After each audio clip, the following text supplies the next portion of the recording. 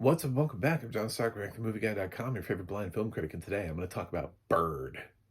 Bird. Bird is the word. Bird. Bird is the word. Also, not the Clint Eastwood movie. This is directed by Andrea Arnold. It was made available for my consideration. Sort of. It was made available for my consideration without audio description. So it was made available for my consideration if I was cited. I waited, and then, well, I actually saw the movie, and it's taken me so long. I have so many reviews that I actually haven't put out my review of Bird. And then it popped up on in VOD, and it had audio description, so I watched it with audio description because I really wanted to actually sort of get like understanding of the movie. So this movie has a breakout star in Michaela something. What was her last name? Anyway, I want to say Adams. That might be true.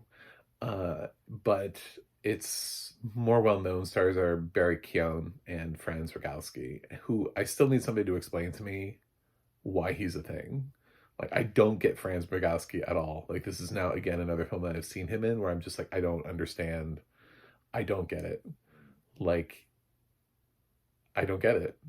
Um, but, so Bird is also reminding me a lot of a movie from a year or two ago that was BAFTA nominated and drew my attention in. But there's a movie called Scrapper. If you get a chance to see it, it's sort of about a girl that sort of grows up, coming of age story, sort of on her own. She's got a lot of spirit in her. I think that actress actually, I think, got a like a youth actor nomination, breakthrough performer actor nomination, something like that at BAFTAs also. So this is a film that if you go and check out a whole bunch of other reviews, you'll hear a term used. I swear to God, in every single review that I've heard of Bird, everybody seems to use the same buzzword. It's like we were all sent like a little talking point sheet as critics. Like, if you could use the term magical realism, that would be great. And okay. I used it. There you go. It's a coming of age story with where you have sort of poverty, but it's Andrea Arnold, so like the director of American Honey. So it's sort of her interesting take on it. We have this young girl who's at this moment in her life where she's coming of age, quite literally. Multiple times she reaches down into her pants if she's bleeding, just free bleeding. Like, there's no one to teach her what to do in this situation, except she just keeps reaching down there and coming up with blood, if you get what I'm saying.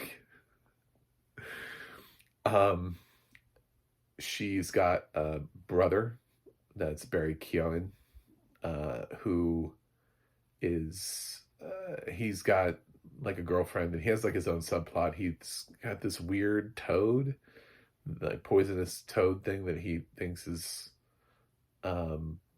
you know, gets him high, and I don't know, he's really not in the movie that much. And the funny thing about Barry Keoghan and Franz Rogowski is they're never on screen together. Like, the two people who you would come to the movie for, who have the names, are actually like on two completely different sides of this girl's life, so they never intersect. But sometimes she's at her brother's place, and he's kind of a wild streak type person. She also does have parents. Notably, she has a mom who's dating a guy named Skater. That's a great name. That's when you know you got one. That's when you... that's when you know you got a winner. You know, Skater. What's his name? I don't know. But he calls himself Skater. Does he skate? No. What the fuck is his name Skater for? Just kind of like a really lazy dude. Mom doesn't seem great either, to be totally honest. Like nobody in this film does. It's kind of just like watching. This movie would be really depressing if I guess that magical realism wasn't used in here to kind of make it seem like it's a fantastical world, a fantastical journey. Um, but our main girl runs into this guy who calls himself Bird, and he's fucking weird. I'm just gonna say it. He's really weird, but everything in this movie is off. And I actually, this is so weird, but I actually enjoyed this movie more without audio description. Because when given context into things, the magical realism aspect of the film, I just didn't like it even more. There's like a scene, there's a scene where she's laying in bed, and I didn't get this in without audio description. Obviously, like it's fair. This is what I'm saying. Like this is access because the sighted audience would have gotten this, and I would have hated it if I could see. But he's just like naked, like across on the rooftop. Like they're not the same age. Like obviously Franz Rogowski was in Passages, like a movie full of adults. Like nobody was playing a teen character in that thing, and that's anyway. Um, so he's just like completely naked on like a roof for some reason, just because magical realism. That's what that means. Um, so yeah, and he walks around wearing these wings. And he might also be this kid that went missing years ago. Anyway, it's I couldn't do it. Like I watched it the second time and I liked it less. And the second time was with audio description. And while I think the audio description is really good, um, I did not take nothing away from the track. The audio description was on point. I just when I realized sort of what was happening and what things were doing and what was in the sort of like in the quiet areas from before, this film just didn't work for me. So it's kind of good because you guys don't know what my original grade for the movie was, but it went down. Um, yeah, I didn't like Bird. And I appreciate the swing. That's the thing, though, is that for Andrea Arnold, I appreciate a director like this that takes a risk versus directors that just kind of regurgitate garbage, like just streaming garbage all the time. Um, I would love to continue to fund Andrea Arnold's projects, than I would just somebody who I don't know is pumping out shitty Lindsay Lohan movies on Netflix. You know what I'm saying? Like it's just like there's I feel like the world because eventually Andrea Arnold is going to hit something and it's going to be great. It's not the same thing as like watching Uwe Boll trying to get his way through and being like, well, one day the boy will become a man. No, he's just going to keep directing video game movies. You know what I'm saying? Like, the only way he's going to become is if he stops getting video game like rights, which is exactly the few times that he's ever shown any ounce of directing is when he's not doing a video game movie. Um, but with Andrea, it feels like, and not to put, she's not on the same level as Uwe. I'm sorry. If I've insulted Andrea Arnold fans, I don't mean to do that. But I'm just saying, like, I'd rather give somebody latitude and be like, well, you made Bird. Let's try again. You know what I'm saying? Like, at least there's something that's happening here. There's a story that's being, there, she's trying for something that's different, a different approach. It feels interesting. The weird thing is that this is not like an A24/Neon movie, which just set off a lot of red flags because it feels like the kind of movie they would pick up. And the fact that this went to movie, although everyone passed on the substance, so there's that as well. Movie ended up with the substance. So that's kind of a fail on that. And that's a film that did not need to be edited. But Bird is a film um, that just, yeah, it just swung and missed. It's Blitz. You know what I'm saying? Like, it just, some of these films this year, they just didn't hit the way that they were supposed to. Sadly, um, because it has a little bit more name recognition actors in it, I think more people will watch this. And I think its lead female protagonist, who does a pretty decent job, doesn't stand nearly the shot of breaking out that some of her contemporaries have, like the young leading ladies of both Scrapper and Afterson, both stand to gain more from their films than Bird, because I'm not sure everybody enjoys Bird and watches. And I don't understand Franz Rogowski. Somebody explain to me why he's good.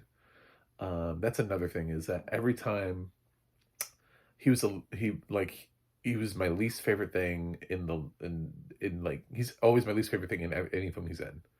Just like, again, I'm just like, I don't understand him as an actor. Like, I don't see what like what's happening. I find him hard to understand, and I think he's very flat in his line delivery. So, especially when you put him against Barry Keoghan, by the way, like you see the two people in the same movie, and I'm like, well, Barry's having the time of his you and Franz is playing the weirdest character, and it feels like he's like moving through life sort of like a zombie. Just like all of his line delivery is just like whatever, you know. Um, yeah, I wish I could say something better. It's funny because I saw the movie and I could have released my review and just been like, well, this is it. Grade would have been a little bit higher. Didn't watch without a description because I give floating grades. So, it would have been, there would have been a hint of optimism, but then I had to pay $5 and the hint of optimism is gone. I'm still going to give it points for creativity. And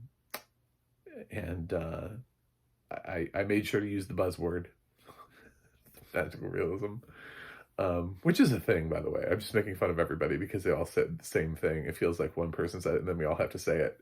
It's like, if we don't say magical realism, people will think we don't have film degrees. It's just like, I don't know, talk about the film, man. Talk about how it made you feel. Talk about what did you connect to it? Did you connect to it? You don't all have to say magical realism. But yeah, I think I'm gonna give Bird a C minus. I wouldn't give this fresh on Rotten Tomatoes. I would have a hard time. I would go rotten on this. So, uh, yeah, that's it. Anyway, but I do want to give style points. You know what I'm saying? Like, there are some things that are down on my D's that are just, they have no style. They have no substance. There's some films this year where even though I didn't like the film, at least I've sort of watched it and I'm like captivated. Like, people are shitting all over Megalopolis. That to me was an interesting watch, and I didn't hate myself for being there. It's not a good movie. I'm not saying that. But if I had to watch like Megalopolis versus like Night Swim again, I'd fucking watch Megalopolis, man. It's a far more interesting like watch and weird, and the choices, and Night Swim is just shit. It's just a dumb movie. So if I had the opportunity to watch Bird or watch, oh, it's another movie I hate this year, The Strangers Chapter 1, I'm gonna watch Bird. Because at least Andrea Arnold's doing stuff. It may not work, but at least she's making choices that are interesting. But Rennie Harlan didn't do anything with The Stranger. He just like collected a paycheck. So anyway, yeah, that's my thought. So thanks for watching. Thanks for subscribing. I'll see you guys on the other side.